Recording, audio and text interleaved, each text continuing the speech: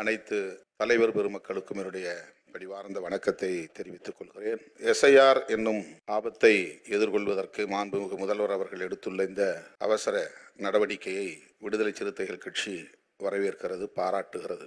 உரிய கால அறிவிப்புகளையும் செய்துவிட்டார்கள். இதை நாம் எவ்வாறு எதிர்கொள்ளப் போகிறோம் என்பது குறித்து மாண்புமிகு முதல்வர் அவர்கள் ஒரு வரைவு தீர்மானமாக முன்மொழிந்திருக்கிறார். அதனை நாம் வரவேற்கிறோம். இது வாக்குரிமையை குறிவைத்து நிகழ்த்தப்படுகிற ஒரு தாக்குதல் அல்ல, குடியுரிமையை குறிவைத்து நடத்தப்படுகிற ஒரு தாக்குதல். இந்த அரசியல் புரிதல் நமக்கு தேவை.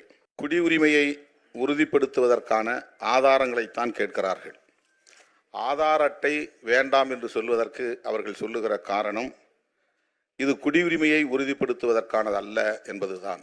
2002ஆம் ஆண்டு வாக்காளர் பட்டியலில் உங்கள் பெயர் இருந்தால் அதை பொருத்தி பார்க்க வேண்டும் என்று சொல்லுகிறார்கள். காலக்கெடு, அதாவது கால அளவை சொல்லுகிறார். 1987க்கு முன்பு பிறந்திருந்தால் பிறந்த தேதி, முகவரி, தந்தை பெயர் உள்ளிட்ட ஆதாரங்களை காட்ட வேண்டும். 87லிருந்து 2004க்குள் பிறந்திருந்தால், இந்தியாவில் பிறந்திருந்தால் அதற்குரிய பிறந்த தேதி மற்றும் பிறந்த இடம் நிரூபிக்கும் ஆவணத்தை அளிக்க வேண்டும். குடியுரிமையை உறுதிப்படுத்துவதற்கான ஒரு ஏற்பாடு.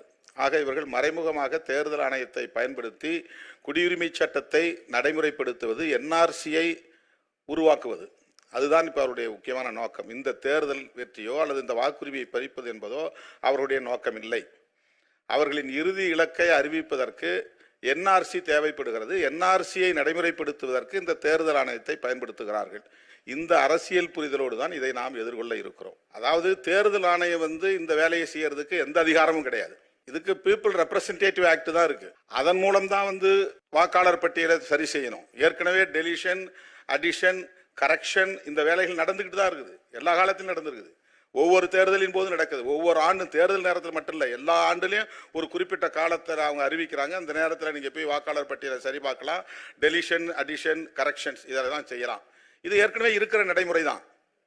எஸ்ஐஆருங்கிறது இன்னைக்கு எதுக்காக இது கொண்டு வந்திருக்காங்க சொன்னால், அந்த குடியுரிமையை பறிப்பதற்கு என்ஆர்சியை நடைமுறைப்படுத்துவதற்காகத்தான் இந்த வேலையை திட்டத்தை அவங்க அறிவிச்சிருக்கிறாங்க. இதுதான் மெயினாக நம்ம புரிந்து கொள்ள வேண்டிய மிக மிக முக்கியமான செய்தி. இதை நாம் எதிர்கொள்வதற்கு பொலிட்டிக்கலா, துணிச்சலா நாம் சில முடிவை எடுக்க வேண்டியிருக்கிறது. எனவே இந்த வாக்காளர் பட்டியலை சரி பண்ணுறது கூட கைட்லைன்ஸ் இல்லைங்கிறது ஒரு புறம். அதை விட முக்கியமாக தேர்தல் நடக்கிற அந்த காலத்தில் ஓராண்டில் இதை செய்யக்கூடாதுங்கிறது சட்டம் இருக்கு. அதுக்கான ஆக்ட் இருக்கு. முன்னால ஒரு வருஷத்துக்கு முன்னாடி நடத்தணும், அல்லது ஒரு தேர்தலுக்கு பின்னால நடத்தணும். தேர்தல் நடத்தி முடிச்சுட்டு செய்ய சொல்லலாம். இல்லைன்னா உச்சநீதிமன்ற தீர்ப்பு வரட்டும், இந்த வழக்கு முடியட்டும், அதுக்கு பிறகு செய்யன்னு சொல்லலாம். என்ஆர்சியை நடைமுறைப்படுத்துவதற்காக செய்றீங்க. அதனால இதை இப்போ